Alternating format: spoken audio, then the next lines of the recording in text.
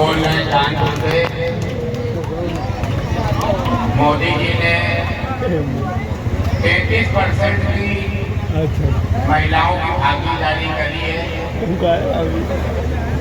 हमका लग रहा कि एक बार कोई संसद का महोत्सव देख लेते तो 80% की भागीदारी करते। एक बार हमारी माताओं बहनों के लिए जोरदार ताली बजाओ इधर जो लोग। तो इसके बाद ऊपर पुल से कोई भी जना खड़े होना, क्योंकि कमेटी वाले कई बार कह चुके हैं कि भी प्रशासन का सहयोग लेना पड़ेगा। ये मेरे लिए बड़ा सौभाग्य है कि गणेश महोत्सव समिति हमको आप लोगों के बीच में बुलाती है। आप लोग आशीर्वाद देते हैं, तो आपके आशीर्वाद से आपके आशीर्वाद से ईश्वर भी हम लोगों पे नजर रखते हैं। तो आज अपने साथ उत्तर प्रदेश का एक बहुत बड़ा कवि लेके आए हैं, जो इस समय अंतरराष्ट्रीय स्तर पर कविताएं कर रहे हैं। हेमंत पांडे जी, उनके लिए एक बार ताली। ये आप लोगों का सौभाग्य है कि आप लोग डायरेक्ट हेमंत पांडे को देख रहे हो, चाहो तो छू के भी देख सकते हो। ये असली बहुत बढ़िया है। हमने पहली बार हमने कवि सम्मेलन सुना। देखो जिनकी हमारी आ गई है, ऐसा लग रहा गणेश महोत्सव की फ्लूट नहीं खाई है। कहाँ रह गई 6 बजे सब लोग बैठे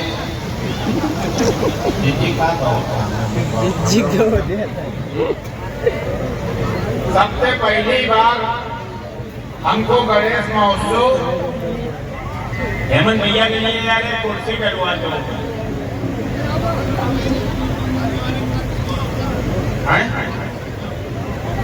नहीं, एक आप अपने लिए।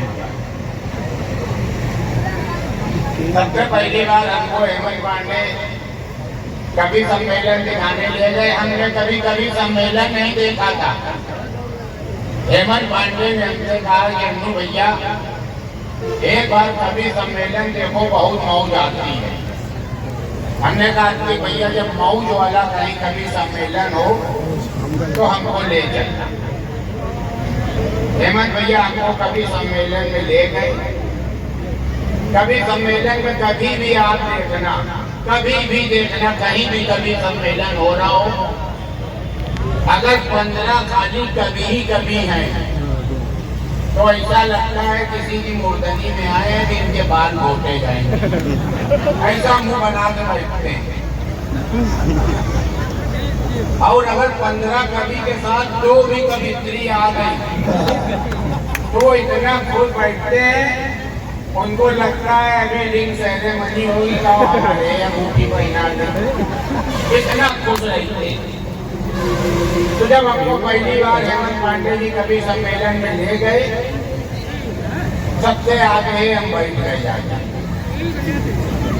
ये अली जितनी हमें लग रहा है झोला भर के मूंगफली लाई है। हम लोग 1.5 लाख रुपया लिया, सुना के चली गई। मैं कल गाँव वाले को पूछियो अनुसार सुना था बिटिया कमेटिया के लिए खा लो तुम मूंगफली की चक्कर में 1.5 लाख का नुकसान। अभी मैंने की भापा लग बैठ के धर दे मूंगफली। तो जब हेमंत भैया हमका ले गए, कवि सम्मेलन चालू हुआ, तो हर कवि की आदत होती है, हर कवि की। हमारे हेमंत भैया की भी, क्योंकि हर कवि की होती है। एक कविता सुनाने के बाद वो कहते हैं कि अब कभी ताली चाहिए है, ताली बजाइए। कभी भी अरे हम लोग ना बजा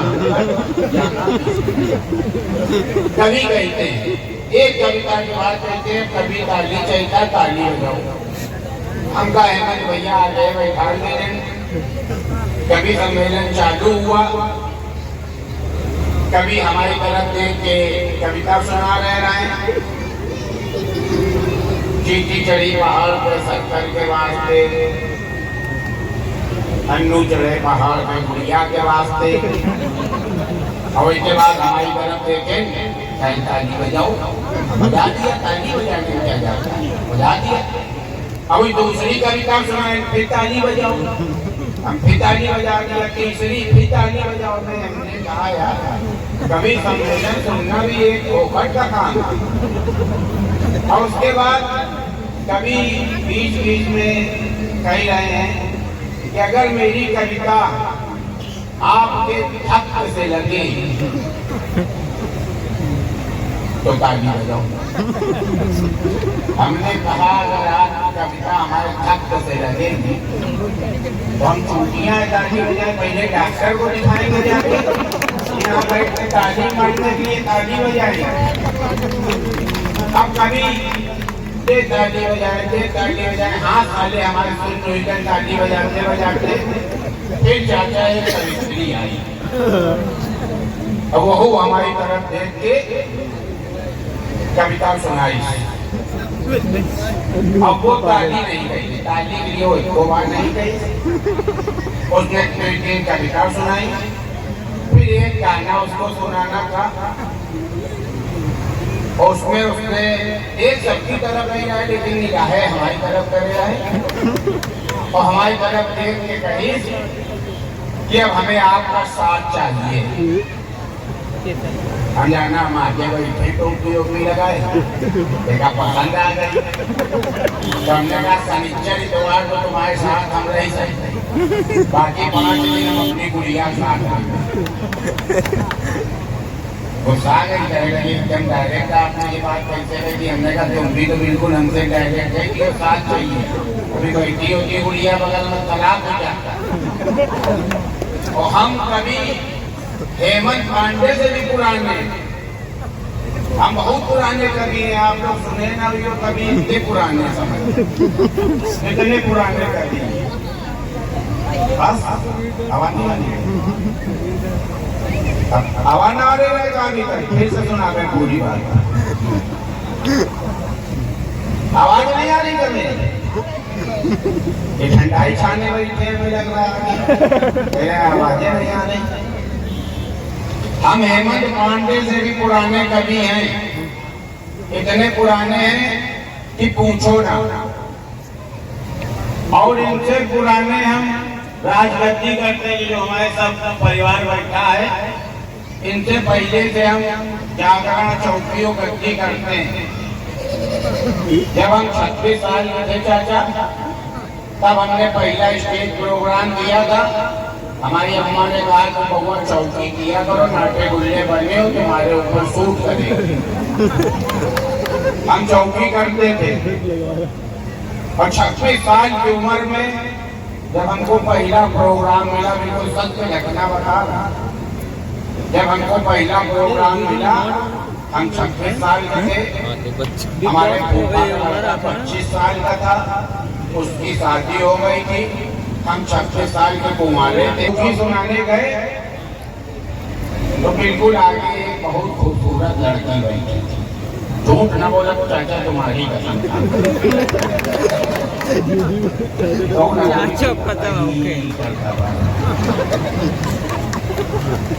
बहुत खूबसूरत चाचा लड़की बैठी थी। हम 36 साल के 20 विश्वा के ब्राह्मण प्रभाकर के बस्ती, जो शादी नहीं हो रही।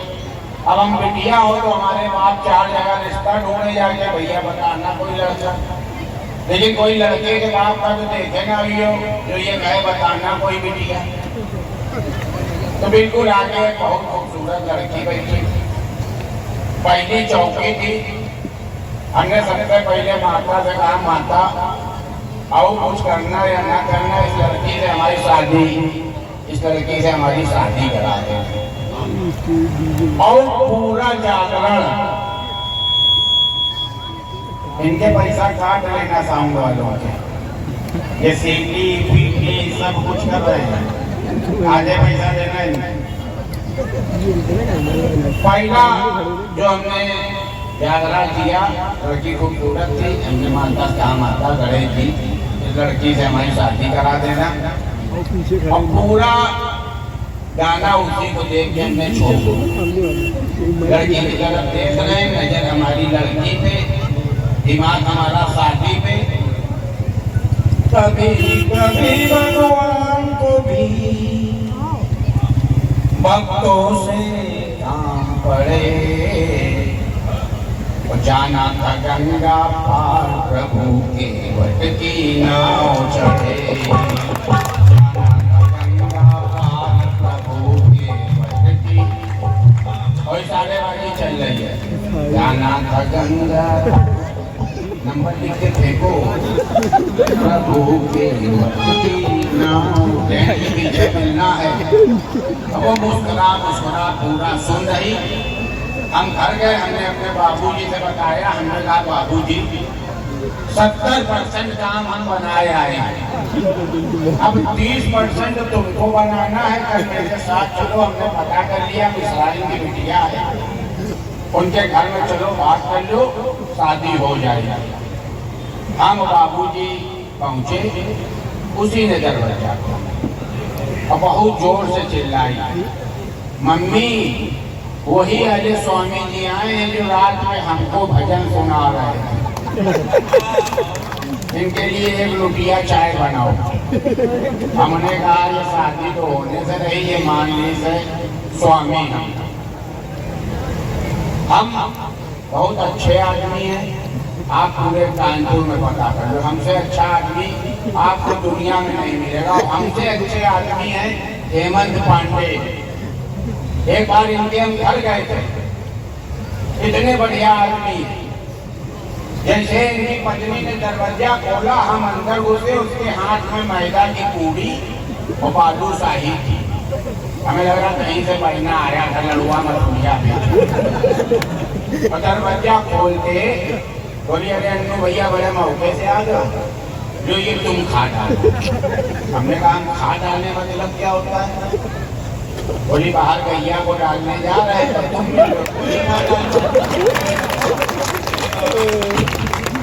ब्राह्मण आदमी खा डाला क्या? अंदर पहुंचे, उनने चाय पिलाई, बिस्कुट खिलाए, फिर 2 रोटी लेके आए। बोली अन्नू भैया यहू तुम खा डालो। दरोगा जी नमस्कार। बोले दरोगा से तुरंत नमस्कार करो, नहीं 2 बजे रात में ये लोग उठाते जब ना तुम्हारा कोई सोर्स न सिपारा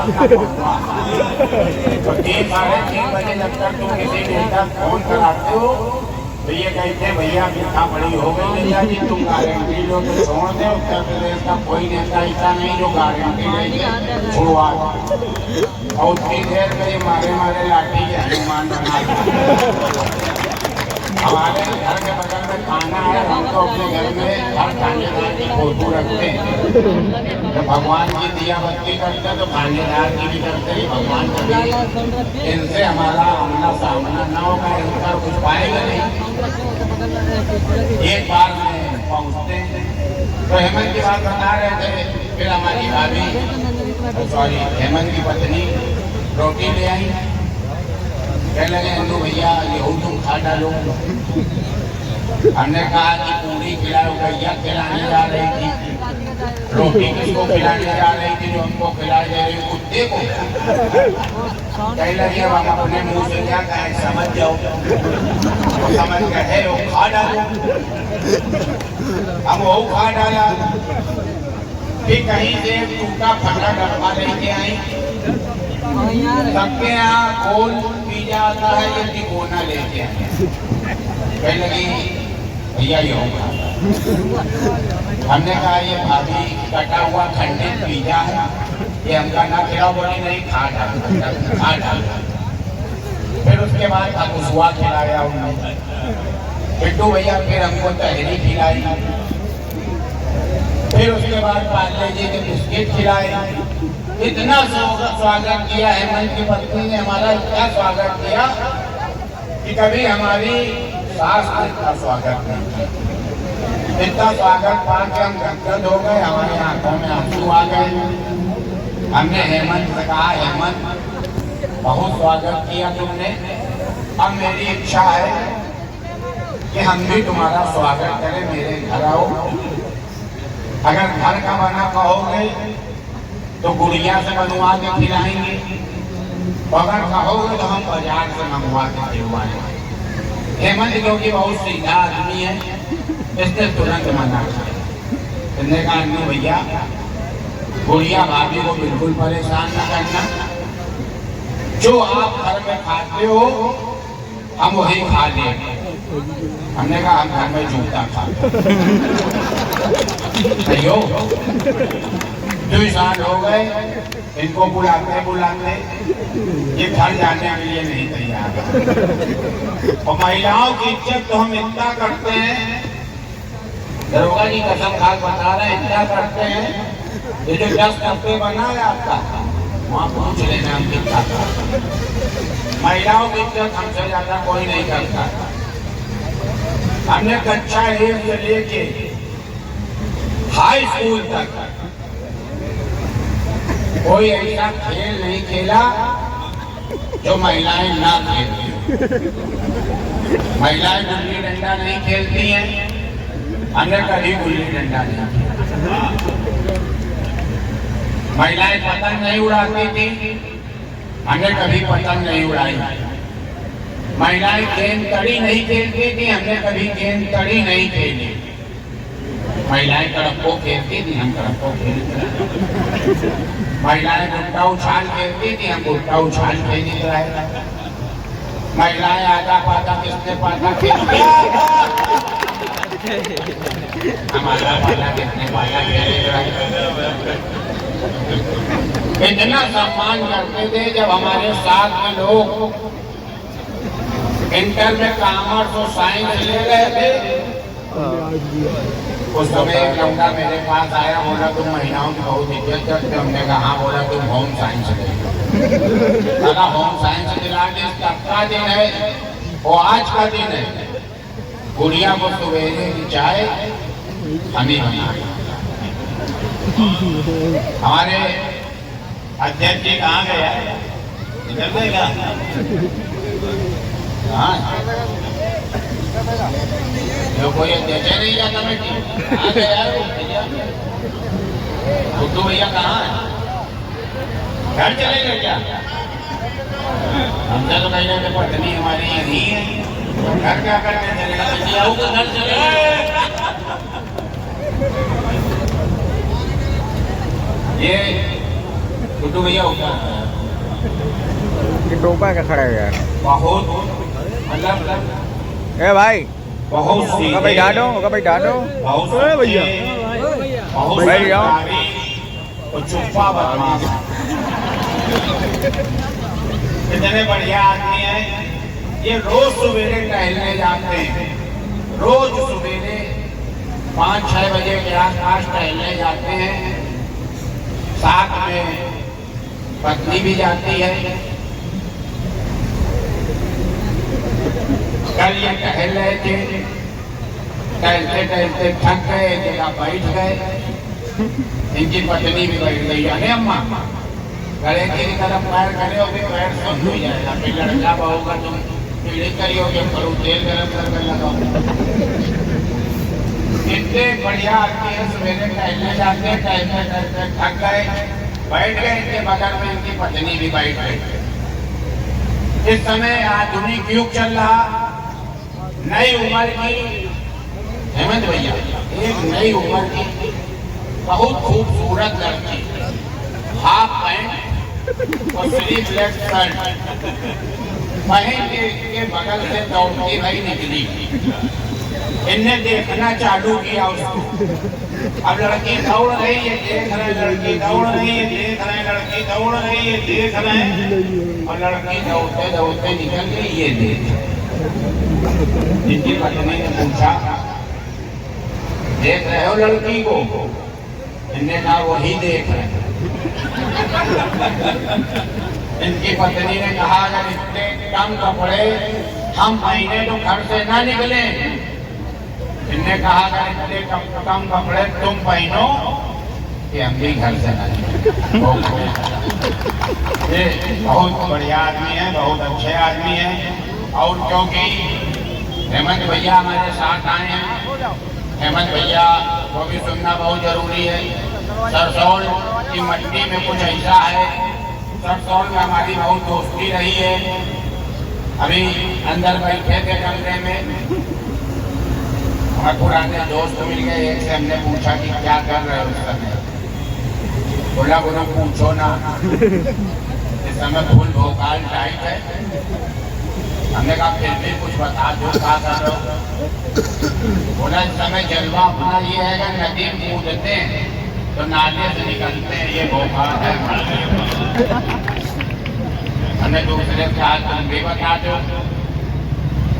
बोला भैया हम अगर नदी में कूदते हैं तो गंगा जी निकलते हैं जाकर। पिंटू हमने कहा तुम भी बता दो। बोले हम सबसे अलग आइटम है, हम टंकी में कूदते हैं टोटी से निकलिए। तो बहुत अच्छा लगा कि हमारे लिए बड़ा सौभाग्य का विषय है कि आप लोगों के बीच में आए। और आप लोगों के लिए बड़ा सौभाग्य का विषय है कि हेमंत पांडे जी आप लोगों के बीच में आए। सारे लोगों के लिए कहावत है, जो साड़न के बीच से निकल जाओ तो पाड़न के बीच से ना निकलो। तो हम खाली एक पाड़े ले गए, इनके बीच से अगल बगल से चाहे यहाँ से निकलो। और अब हम हेमंत पांडे जी से आग्रह करेंगे कि वो यहाँ पे थोड़ी अपनी छाप छोड़े। अभी